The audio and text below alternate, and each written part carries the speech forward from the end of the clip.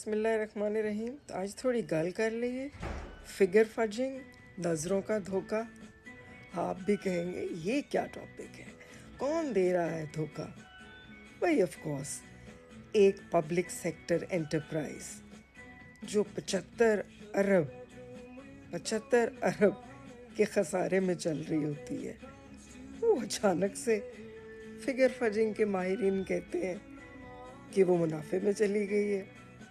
हाँ जी, तुसी ठीक पछाने हैं, असी पाकिस्तान दे नेशनल फ्लैग कैरियर की बात कर रहे हैं, none other than PIA।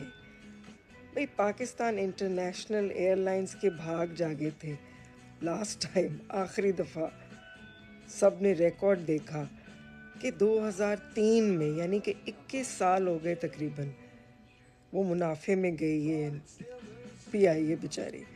और अब अचानक से 75 अरब का खसारा 2023 में होता है आपका, और अब PIA मुनाफे में डिक्लेयर कर 850 अरब का खसारा जिसके सर था, वही PIA उस पे सूद दे रही थी। वो अचानक से मुनाफे में कैसे चली जाती है? हुकूमत मगरों ला रही है पाकिस्तान के नेशनल फ्लैग कैरियर को। क्यों? क्योंकि फिगर फजिंग करनी है ना। हमने किताबों में कर्ज हुकूमत के ज़िम्मे डाल दिया और PIA को मुनाफा बख्श डिक्लेयर कर दिया। क्यों? क्योंकि जेड़ा भी कोई आंदा खरीदन ली PIA, वो साफ साफ इनकार कर देंदा है कि ना बाबा ना, असी ते इस कारोबार विच शामिल होने लिए तैयार नहीं, बिकॉज PIA तो नुकसान में जा रही है। तो फिर विंडो ड्रेसिंग, फिगर फजिंग, हम लोग तो एक्सपर्ट्स हैं ना।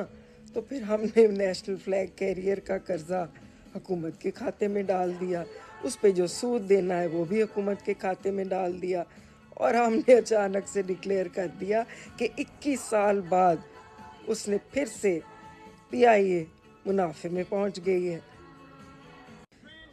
आपने देखा होगा कि वो पॉलिसीज़ जिनमें ट्रांसपेरेंसी नहीं होती, जिनमें आवाम की फलाह को मद्देनज़र नहीं रखा जाता, वो पॉलिसीज़ पायदार नहीं होती और वो चल भी नहीं पाती ज़्यादा दिन। तो हुण हुकूमत पाकिस्तान एक नवी रविश की तरफ चल पड़ी है। अगर मिनरल डेवलपमेंट एक्ट हो, KPK गवर्नमेंट में जो लाया जा रहा है, रादर बुलडोज़ करके लाया जा रहा है, ना कि और कोई पॉलिसीज़ हों। जिस तरह प्राइवेटाइजेशन देख लें तो इसमें कोई शफाफियत नहीं है। अब IMF का मिशन भी पाकिस्तान यही देखने आया है, गवर्नेंस, डेमोक्रेसी। अब हुकूमत फिर से अपनी ऐसी ही रविशों पे अनफॉर्चुनेटली अमल करते हुए ट्रांसपेरेंसी के अमल को रोंदती हुई दोबारा से PIA को प्राइवेटाइज करने जा रही है, बिकॉज ओदा जड़ा कर्जा सी वो तो हुकूमत ने अपने ज़िम्मे ले लिया। अब उसको फिगर फजिंग में प्रॉफिटेबल ऑर्गेनाइजेशन डिक्लेयर करके तो बेचने की कोशिश की जा रही है।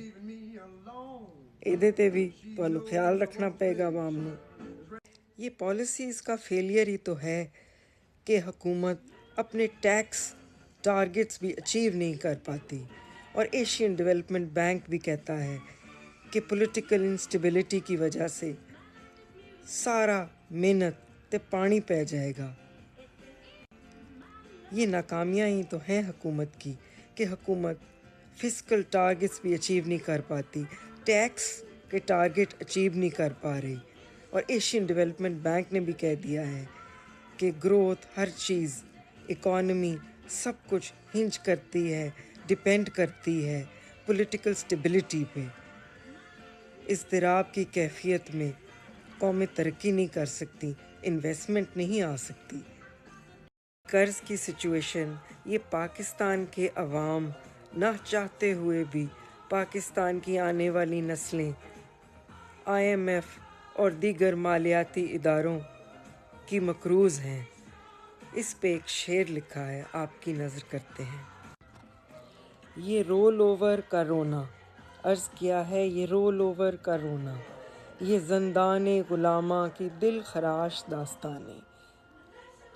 ये कर्ज़ की क़यामत یہ قرض کی قیامت، یہ معیشت کا قتل، تھر تھراتی حکومت، پھسلتی حکمرانی، یہ نوشتہ دیوار نہیں تو اور کیا ہے؟